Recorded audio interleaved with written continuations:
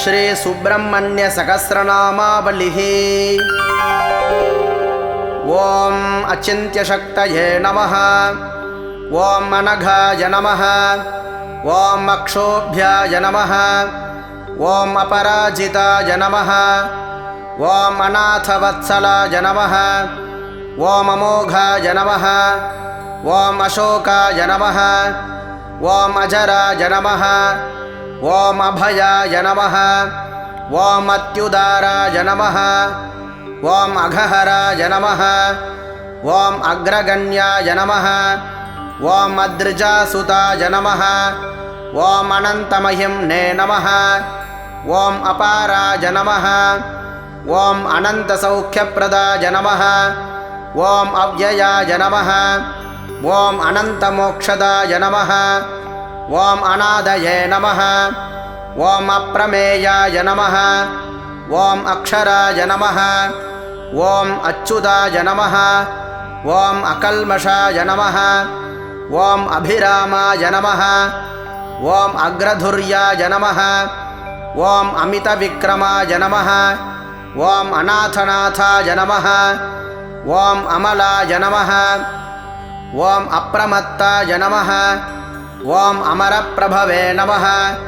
ओम अरिन्दमाय नमः। ओम अखिलाधाराय नमः। ओम अनिमादिगुणाय नमः। ओम अग्रण्ये नमः। ओम अचञ्चलाय नमः। ओम अमरस्तुत्याय नमः। ओम अकलङ्काय नमः। ओम अमिताशनाय नमः। ओम अग्निभुवे नमः। ओम अनवद्यांगाय नमः। ओम अद्भुताय नमः। ओम अभीष्टदायकाय नमः। ओम अतीन्द्रियाय नमः। ओम अप्रमेयात्मने नमः। ओम अदृश्याय नमः। ओम अव्यक्तलक्षणाय नमः।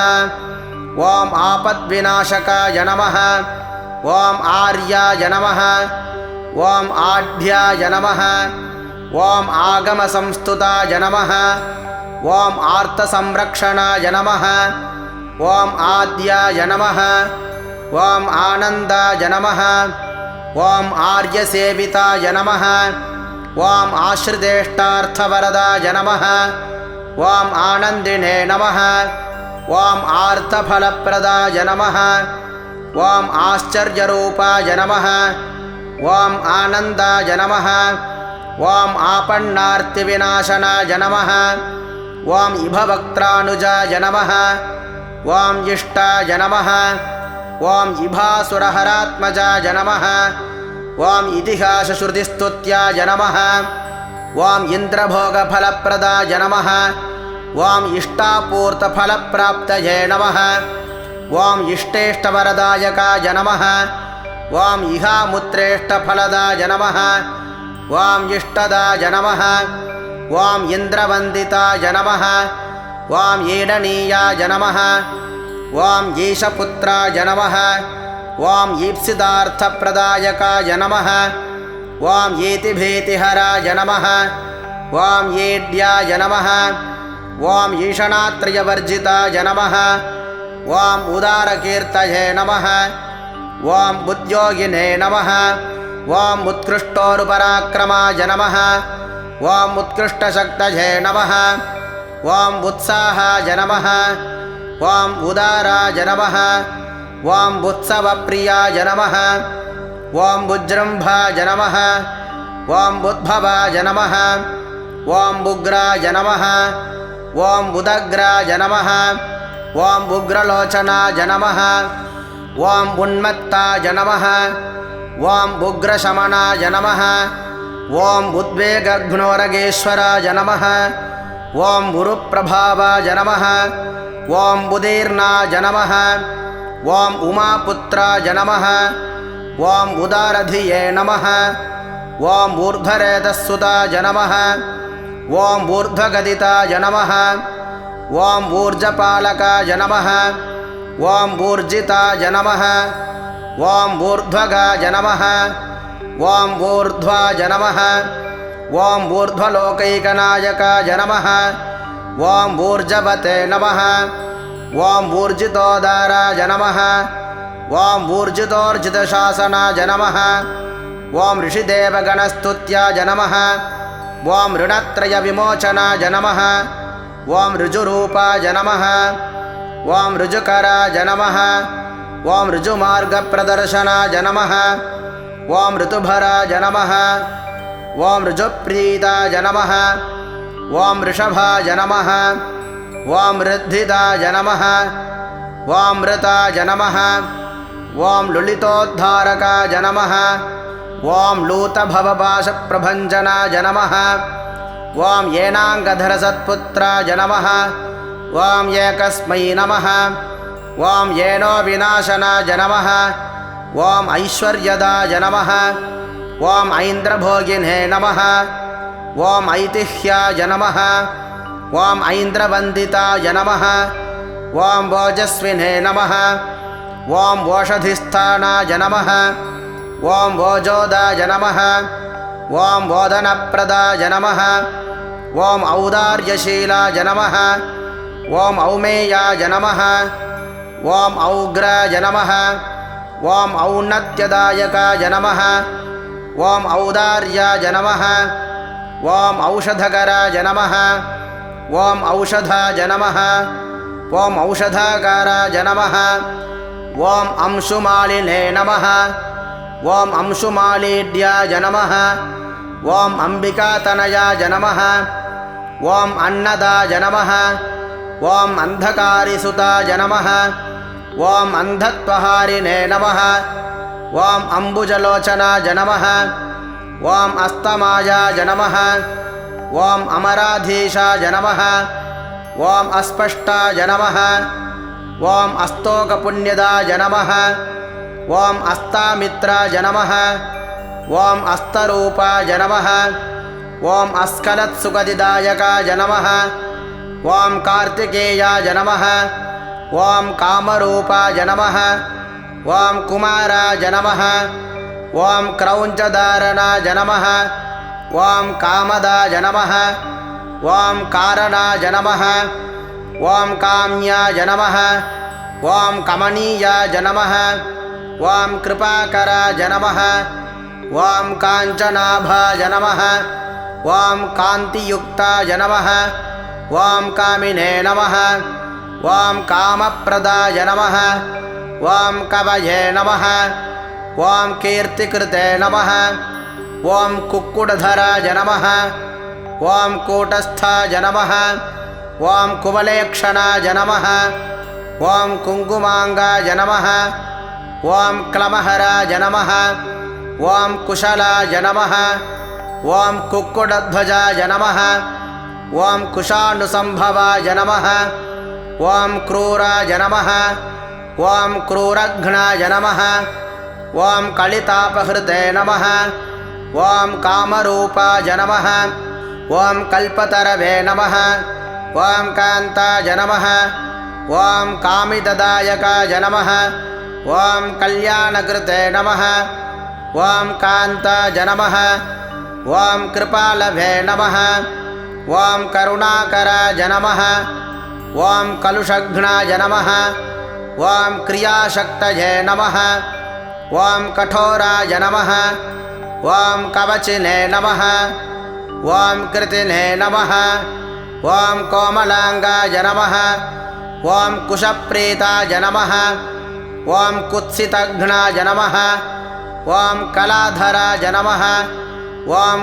ख्याताय नमः ॐ खेडधाराय नमः ॐ खड्गिने नमः ॐ खड्वाङ्गिने नमः ॐ खलनिग्रहाय नमः ॐ ख्यातिप्रदाय नमः ॐ खेचरेशाय नमः ॐ ख्यातेहाय नमः ॐ खेचरस्तुताय नमः ॐ खरतापहराय नमः ॐ खस्थाय नमः ॐ खेचराय नमः ॐ खेचराश्रयाय नमः ॐ खण्डेन्दुमौलितनयाय नमः ॐ खेलाय नमः ॐ खेचरपालकाय नमः ॐ खस्थलाय नमः ॐ खण्डितार्काय नमः ॐ खेचरीजनपूजिताय नमः ॐ गाङ्गेयाय नमः ॐ गिरिजापुत्राय नमः ॐ गणनाथानुजाय नमः ॐ गुहाय नमः ॐ गोप्त्रे नमः ॐ गीर्वाणसंसेव्याय नमः ॐ गुणातीताय नमः ॐ गुहाश्रयाय नमः ॐ गतिप्रदाय नमः ॐ गुणनिधये नमः ॐ गम्भीराय नमः ॐ गिरिजात्मजाय नमः ॐ गूढरूपाय नमः ॐ गदहराय नमः ॐ गुणाधीशाय नमः ॐ गुणाग्रण्ये नमः ॐ गोधराय नमः ॐ गहनाय नमः ॐ गुप्ताय नमः ॐ गर्वघ्नाय नमः ॐ गुणवर्धनाय नमः ॐ गुह्याय नमः ॐ गुणज्ञाय नमः ॐ गीतिज्ञाय नमः ॐ गतातङ्गाय नमः ॐ गुणाश्रयाय नमः ॐ कद्यपद्यप्रियाय नमः ॐ गुण्याय नमः ॐ गोस्तुताय नमः ॐ गगनेचराय नमः ॐ गणनीयचरित्राय नमः ॐ गतक्लेशाय नमः ॐ गुणार्णवाय नमः ॐ घूर्णिताक्षाय नमः ॐ घृणानिधये नमः ॐ घनगम्भीरघोषणाय नमः ॐ घण्टानादप्रियाय नमः ॐ घोषाय नमः ॐ घोराघौघविनाशनाय नमः ॐ घनानन्दाय नमः ॐ घर्महन्त्रे नमः ॐ घृणावते नमः ॐ घृट्टिपातकाय नमः ॐ घृणिने नमः ॐ घृणाकराय नमः ॐ घोराय नमः ॐ घोरदैत्यप्रहारकाय नमः ॐ घटितैश्वर्यसंदोहाय नमः ॐ घनार्थाय नमः ॐ घनसङ्क्रमाय नमः ॐ चित्रकृते नमः ॐ चित्रवर्णाय नमः ॐ चञ्चलाय नमः ॐ चपलत्युदये नमः ॐ चिन्मयाय नमः ॐ चित्स्वरूपाय नमः ॐ चिरानन्दाय नमः ॐ चिरन्तनाय नमः ॐ चित्रकेलये नमः ॐ चित्रधराय नमः ॐ चिन्तनीयाय नमः ॐ चमत्कृतये नमः ॐ चोरघ्नाय नमः ॐ चतुराय नमः ॐ चारभे नमः ॐ चामीकरविभूषणाय नमः ॐ चन्द्रार्ककोटिसदृशाय नमः ॐ चन्द्रमौलितनूभवाय नमः ॐ चादिताङ्गाय नमः ॐ चत्महन्त्रे नमः ॐ छेदिताखिलपातकाय नमः ॐ चेतीकृततमः क्लेशाय नमः ॐ छत्रीकृतमहायशसे नमः ॐ छादिताशेषसंतापाय नमः ॐ चरितामृतसागराय नमः ॐ छन्नत्रैगुण्यरूपाय नमः ॐ चातेहाय नमः ॐ छिन्नसंशयाय नमः ॐ छन्दोमयाय नमः ॐ छन्दगामिने नमः ॐ छिन्नपापाय नमः ॐ छविच्छदाय नमः ॐ जगद्धिताय नमः ॐ जगत्पूज्याय नमः ॐ जगज्येष्ठाय नमः ॐ जगन्मयाय नमः ॐ जनकाय नमः ॐ जाह्नवीसूनवे नमः ॐ चितामित्राय नमः ॐ जगद्गुरवे नमः ॐ जयिने नमः ॐ जितेन्द्रियाय नमः ॐ जयित्राय नमः ॐ जरामरणवर्जिताय नमः ॐ ज्योतिर्मयाय नमः ॐ जगन्नाथाय नमः ॐ जगज्जीवाय नमः ॐ जनाश्रयाय नमः ॐ जगत्सेव्याय नमः ॐ जगत्कर्त्रे नमः ॐ जगत्साक्षिणे नमः ॐ जगत्प्रियाय नमः ॐ जम्भारिवन्द्याय नमः ॐ जयदाय नमः ॐ जगज्जनमनोहराय नमः ॐ जगदानन्दजनकाय नमः ॐ जनजाड्यापहारकाय नमः ॐ जपाकुसुमसङ्काशाय नमः ॐ जनलोचनशोभनाय नमः ॐ जनेश्वराय नमः ॐ जितक्रोधाय नमः ॐ जनजन्मनिबर्हणाय नमः ॐ जयदाय नमः ॐ चन्दुतापघ्नाय नमः ॐ जितदैत्यमहाव्रजाय नमः ॐ जितमायाय नमः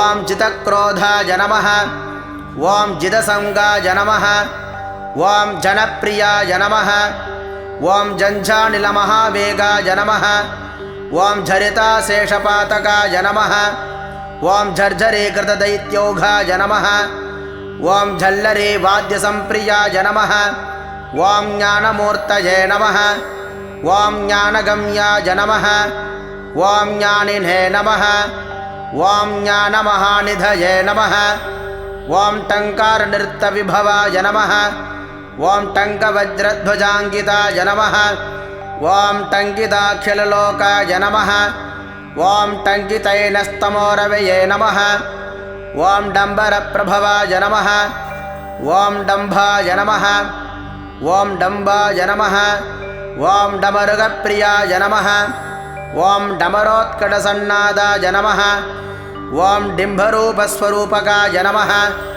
ॐ ढक्कानादप्रीतिकराय नमः ॐ दाळितासुरसंकुलाय नमः ॐ ढोकितामरसन्दोहाय नमः ॐ ढुण्डिविघ्नेश्वरानुजाय नमः ॐ तत्त्वज्ञाय नमः ॐ तत्त्वगाय नमः ॐ तीव्राय नमः ॐ तपोरूपाय नमः ॐ तपोमयाय नमः ॐ त्रयीमयाय नमः ॐ त्रिकालज्ञाय नमः ॐ त्रिमूर्तये नमः ॐ त्रिगुणात्मकाय नमः ॐ त्रिदशेषाय नमः ॐ तारकारये नमः ॐ तापघ्नाय नमः ॐ तापसप्रियाय नमः ॐ तुष्टिदाय नमः ॐ तुष्टिकृते नमः ॐ तीक्ष्णाय नमः ॐ तपोरूपाय नमः ॐ त्रिकालविदे नमः ॐ स्तोत्रे नमः ॐ स्तव्याय नमः ॐ स्तवप्रीताय नमः ॐ स्तुतये नमः ॐ स्तोत्राय नमः ॐ स्तुतिप्रियाय नमः ॐ स्थिताय नमः ॐ स्थायिने नमः ॐ स्थापकाय नमः ॐ स्थूलसूक्ष्मप्रदर्शकाय नमः ॐ स्थविष्टाय नमः ॐ स्थविराय नमः ॐ स्थूलाय नमः ॐ स्थानदाय नमः ॐ स्थैर्यदाय नमः ॐ स्थिराय नमः ॐ दान्ताय नमः ॐ दयापराय नमः ॐ दात्रे नमः ॐ दुरितघ्नाय नमः ॐ दुरासदाय नमः ॐ दर्शनीयाय नमः ॐ दयासाराय नमः ॐ देवदेवाय नमः ॐ दयानिधये नमः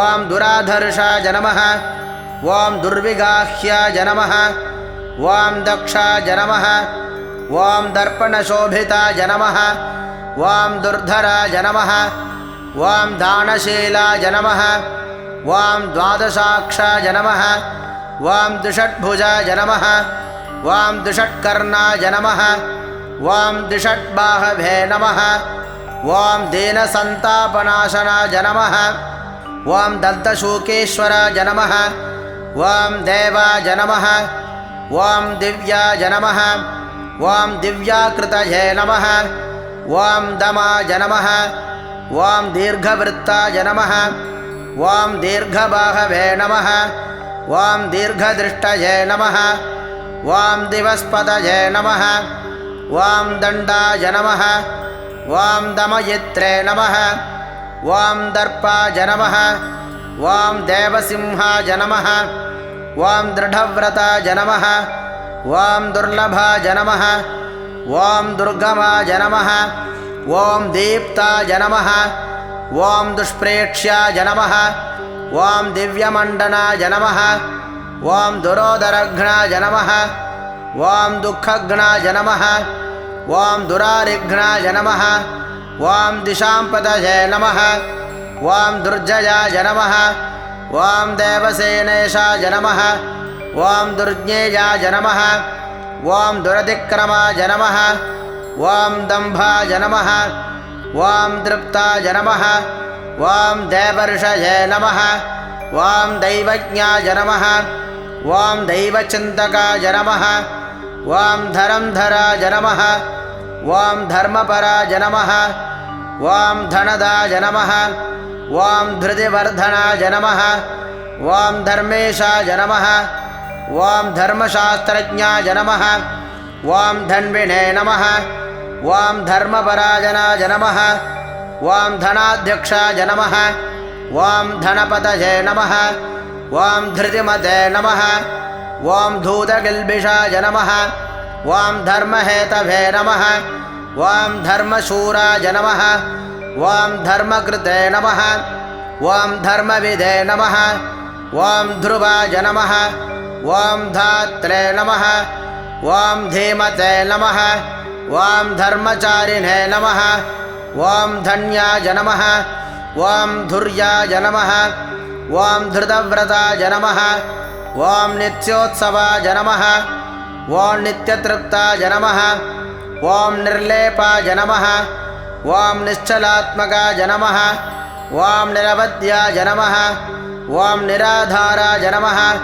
ॐ निष्कलङ्काय नमः ॐ निरञ्जनाय नमः ॐ निर्ममाय नमः ॐ निरहङ्काराय नमः ॐ निर्मोहाय नमः ॐ निर्भद्रवाय नमः ॐ नित्यानन्दाय नमः ॐ निरातङ्गाय नमः ॐ निष्प्रपञ्चाय नमः ॐ निरामयाय नमः ॐ निरवध्याय नमः ॐ निरीहाय नमः ॐ निर्दर्शाय नमः ॐ निर्मलात्मकाय नमः ॐ नित्यानन्दाय नमः ॐ निर्जरेशाय नमः ॐ निस्सङ्गाय नमः ॐ निगमस्तुताय नमः ॐ निष्कण्टकाय नमः ॐ निरालम्बाय नमः ॐ निष्प्रत्यूहाय नमः ॐ निरुद्भवाय नमः ॐ नित्याय नमः ॐ नियतकल्याणाय नमः ॐ निर्विकल्पाय नमः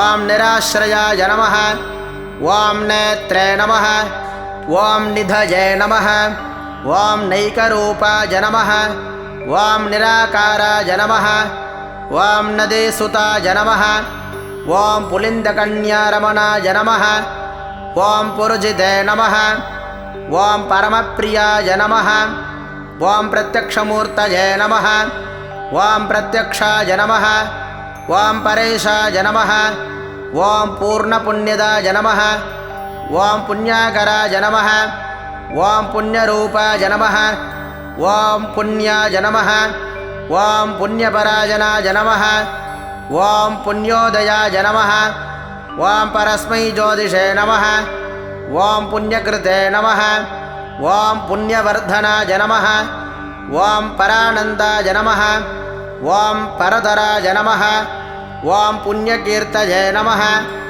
ॐ पुरातनाय नमः ॐ प्रसन्नरूपाय नमः ॐ प्राणीशाय नमः ॐ पन्नगाय नमः ॐ पापनाशनाय नमः ॐ प्रणतार्तिहराय नमः ॐ पूर्णाय नमः ॐ पार्वतीनन्दनाय नमः ॐ प्रभवे नमः ॐ पूतात्मने नमः ॐ पुरुषाय नमः ॐ प्राणाय नमः ॐ प्रभवाय नमः ॐ पुरुषोत्तमाय नमः ॐ प्रसन्नाय नमः ॐ परमस्पष्टाय नमः ॐ पराय नमः ॐ परिव्रढाय नमः ॐ परस्मै नमः ॐ परमात्मने नमः ॐ परब्रह्मणे नमः ॐ परार्थाय नमः ॐ प्रियदर्शनाय नमः ॐ पवित्राय नमः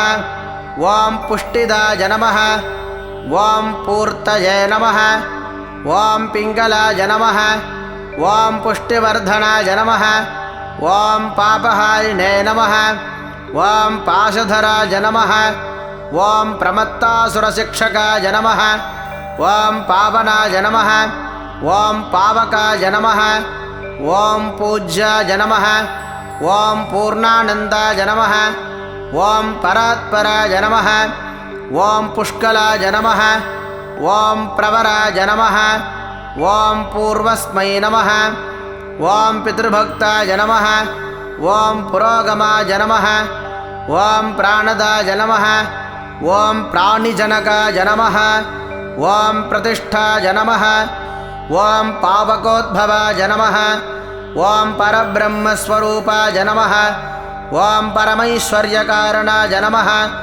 ॐ परर्धिताय नमः ॐ पुष्टिकराय नमः ॐ प्रकाशात्मने नमः ॐ प्रतापवते नमः ॐ प्रज्ञापराय नमः ॐ प्रकृष्टार्थाय नमः ॐ पृथवे नमः ॐ पृथुपराक्रमाय नमः ॐ फणीश्वराय नमः ॐ फणिवराय नमः ॐ फणामणिविभूषणाय नमः ॐ फलदाय नमः ॐ फलहस्ताय नमः ॐ फुक्लाम्बुजविलोचनाय नमः ॐ पटुच्चाटितपापौघाय नमः ॐ फणिलोकविभूषणाय नमः ॐ बाहुलेयाय नमः ॐ बृहद्रूपाय नमः ॐ बलिष्ठाय नमः ॐ बलवते नमः ॐ बलिने नमः ॐ ब्रह्मेशविष्णुरूपाय नमः ॐ शुद्धाय नमः ॐ बुद्धिमदाम्बराय नमः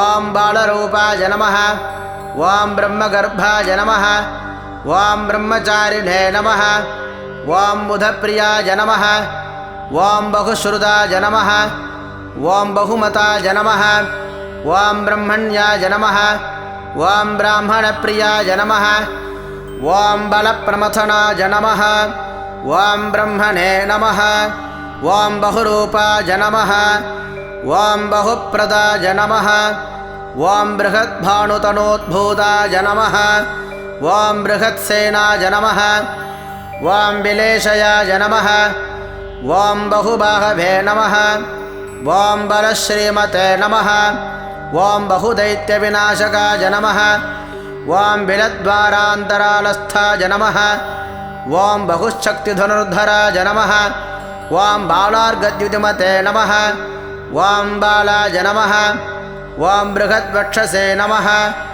ॐ बृहद्धनुषे नमः ॐ भव्याय नमः ॐ भोगीश्वराय नमः ॐ भाव्याय नमः ॐ भवनाशाय नमः ॐ भवप्रियाय नमः ॐ भक्तितागम्याय नमः ॐ भयहराय नमः ॐ भावज्ञाय नमः ॐ भक्तसुप्रियाय नमः ॐ भुक्तिमुक्तिप्रदाय नमः ॐ भोगिने नमः ॐ भगवते नमः ॐ भाग्यवर्धनाय नमः ॐ भ्राजिष्णवे नमः ॐ भावनाय नमः ॐ भर्त्रे नमः ॐ भीमाय नमः ॐ भीमपराक्रमाय नमः ॐ भूतिदाय नमः ॐ भूतिकृते नमः ॐ भोक्त्रे नमः ॐ भूतात्मने नमः ॐ भुवनेश्वराय नमः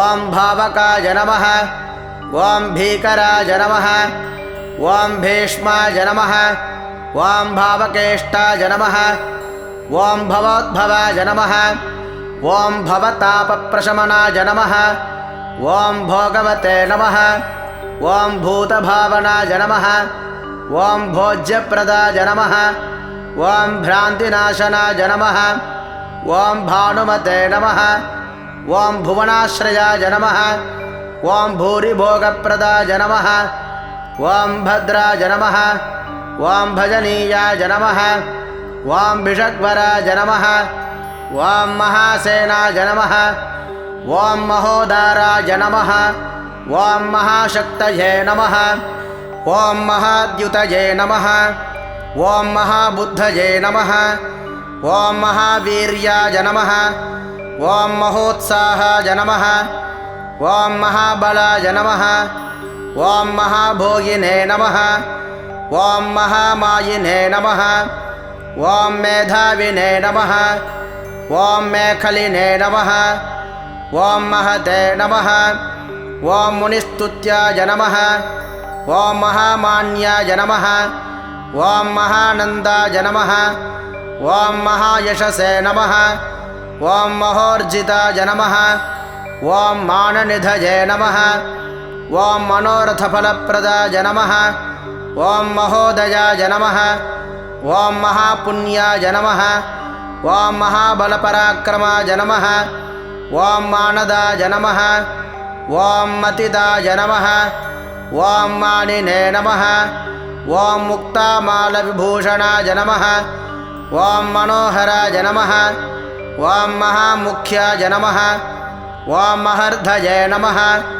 ॐ मूर्तिमदे नमः ॐ मुनये नमः ॐ महोत्तमाय नमः ॐ महोपायाय नमः ॐ मोक्षदाय नमः ॐ मङ्गलप्रदाय नमः ॐ मुदाकराय नमः ॐ मुक्तिदात्रे नमः ॐ महाभोगाय नमः ॐ महोरगाय नमः ॐ यशस्कराय नमः ॐ योगयोनये नमः ॐ योगिष्ठाय नमः ॐ यमिनाम्बराय नमः ॐ यशस्विने नमः ॐ योगपुरुषाय नमः ॐ योग्याय नमः ॐ योगनिधये नमः ॐ यमिने नमः ॐ यदिसेव्याय नमः ॐ योगयुक्ताय नमः ॐ योगविदे नमः ॐ योगसिद्धिदाय नमः ॐ यन्त्राय नमः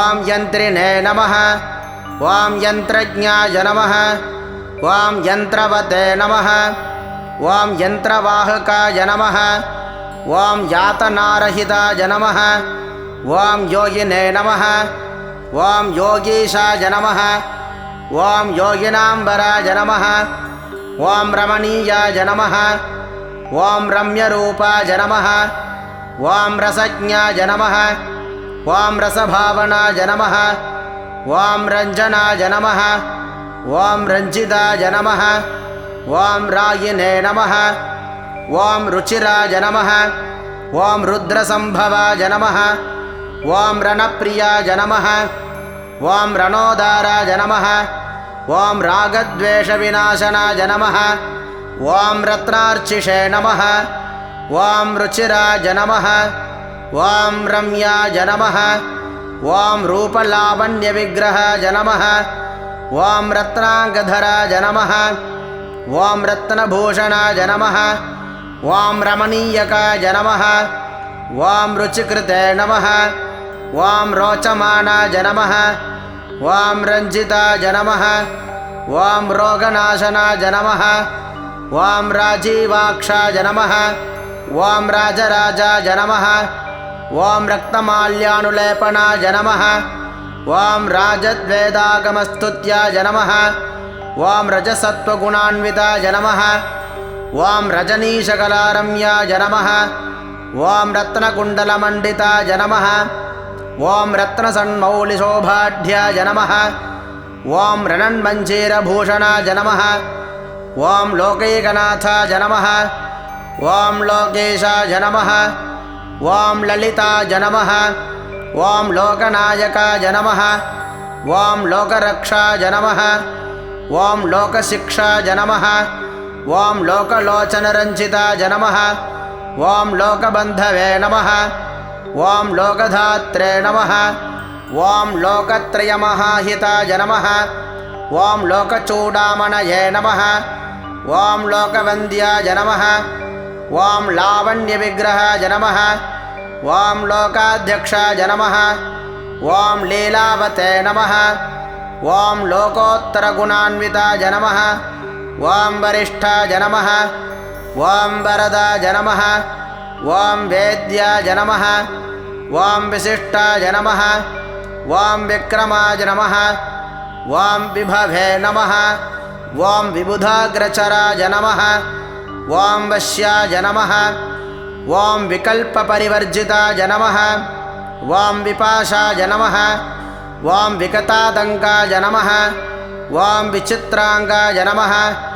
ॐ विरोचनाय नमः ॐ विद्याधराय नमः ॐ विशुद्धात्मने नमः ॐ वेदाङ्गाय नमः ॐ विबुधप्रियाय नमः वां वचस्कराय नमः वां व्यापकाय नमः वां विज्ञानिने नमः वां विनयान्विताय नमः वां विद्वत्तमाय नमः वां विरोधिघ्नाय नमः वां वीराय नमः वां विगतराघवते नमः वां वीतभावाय नमः वां विनीतात्मने नमः वां वेदगर्भाय नमः वां वसुप्रदाय नमः वां विश्वदीप्तये नमः वां विशालाक्षाय नमः वां विचितात्मने नमः वां विभावनाय नमः वां वेदवेद्याय नमः वां विधेयात्मने नमः वां वीतदोषाय नमः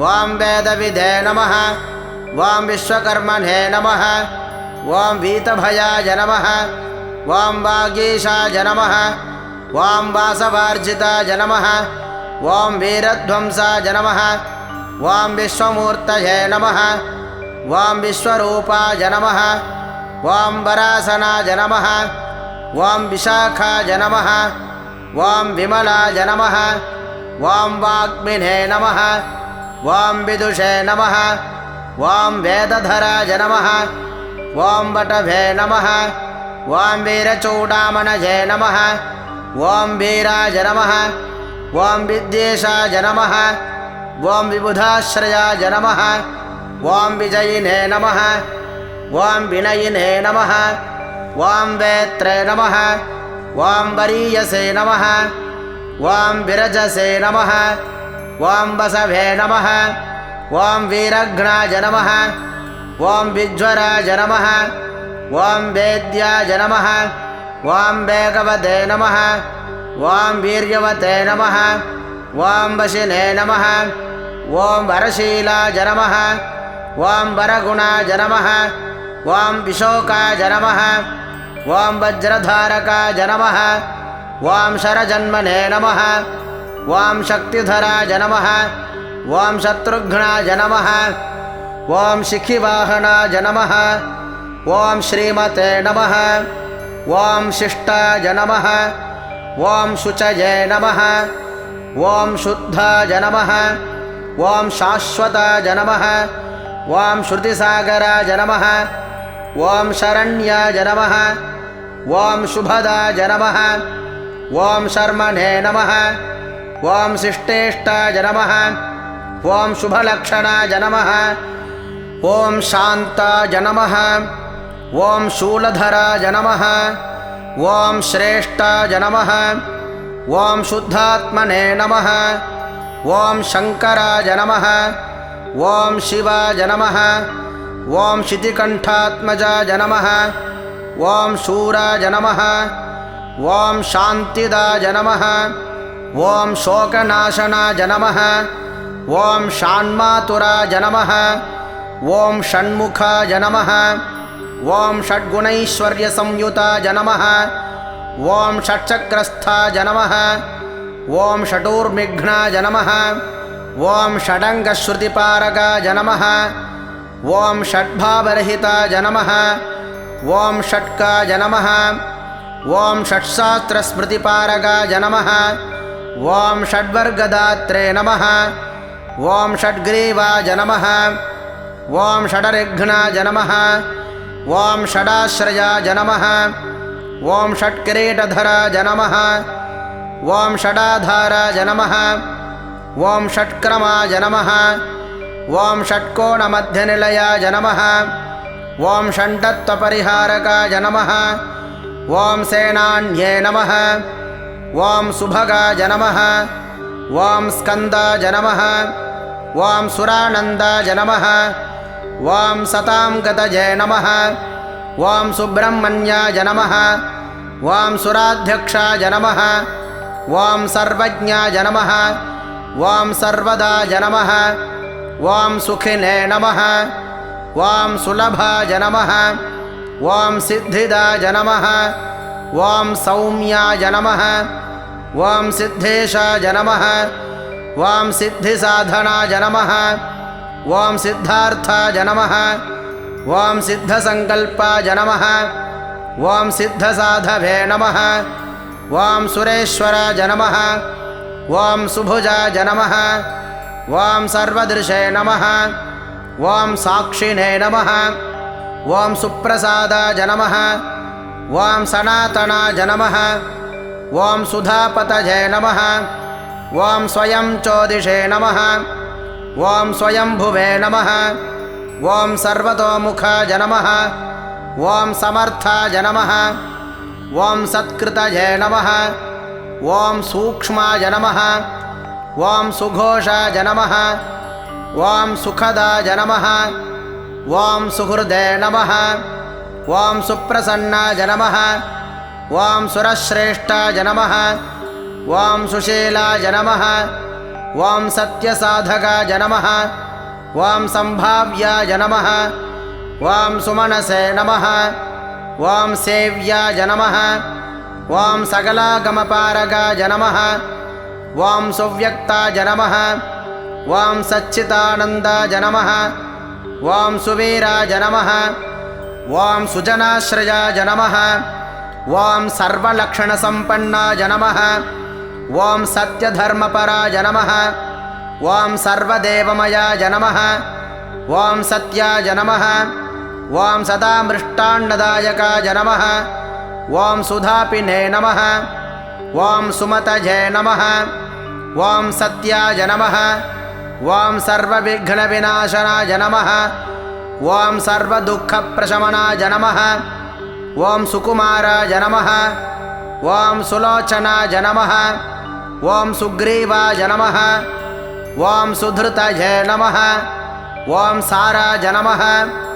ॐ सुराराध्याय नमः ॐ सुविक्रमाय नमः ॐ सुरारिघ्नाय नमः ॐ स्वर्णवर्णाय नमः ॐ सर्पराजाय नमः ॐ सदाशुचये नमः ॐ सप्तार्चिभुवे नमः ॐ सुरवराय नमः ॐ सर्वायुधविशारदाय नमः ॐ हस्तिचर्माम्बरसुताय नमः ॐ हस्तिवाहनसेविताय नमः ॐ हस्तचित्रायुधधराय नमः ॐ हृताघाय नमः ॐ हसिताननाय नमः ॐ हेमभूषाय नमः ॐ हरिद्वर्णाय नमः ॐ दृष्टिदाय नमः ॐ हृष्टिवर्धनाय नमः ॐ हेमाद्रिभिदे नमः ॐ हंसरूपाय नमः ॐ हुंकारहृतगिल्बिषाय नमः ॐ हिमाद्रिजातातनुजाय नमः ॐ हरिकेशाय नमः ॐ हिरण्मयाय नमः ॐ हृद्याय नमः ॐ हृष्टाय नमः ॐ हरिसखाय नमः ॐ हंसाय नमः ॐ हंसगतये नमः ॐ हविषे नमः ॐ हिरण्यवर्णाय नमः ॐ हितकृते नमः ॐ हर्षदाय नमः ॐ हेमभूषणाय नमः ॐ हरप्रियाय नमः ॐ हितकराय नमः ॐ हतपापाय नमः ॐ हरोद्भवाय नमः ॐ क्षेमदाय नमः ॐ क्षेमकृते नमः ॐ क्षेम्याय नमः ॐ क्षेत्रज्ञाय नमः ॐ क्षामवर्जिताय नमः ॐ क्षेत्रपालाय नमः ॐ क्षमाधाराय नमः ॐ क्षेमक्षेत्राय नमः ॐ क्षमाकराय नमः ॐ क्षुद्रघ्नाय नमः ॐ क्षान्तिदाय नमः ॐ क्षेमाय नमः ॐ क्षितिभूमाय नमः ॐ क्षमाश्रयाय नमः ॐ क्षालिताघाय नमः ॐ क्षितिधराय नमः ॐ क्षीणसंरक्षणक्षमाय नमः ॐ क्षणभङ्कुरसन्नद्धघनशोभिकपर्दगाय नमः ॐ क्षितिभिर्नाथतनया मुखपङ्कजभास्कराय नमः ॐ क्षताहिताय नमः ॐ क्षराय नमः ॐ क्षन्त्रे नमः ॐ क्षतदोषाय नमः ॐ क्षमानिधये नमः ॐ क्षापिताखिलसन्तापाय नमः ॐ क्षपानाथसमाननाय नमः श्रीसुब्रह्मण्यस्वामिने नमः। श्रीसुब्रह्मण्यसहस्रनामावलिः सम्पूर्णम्।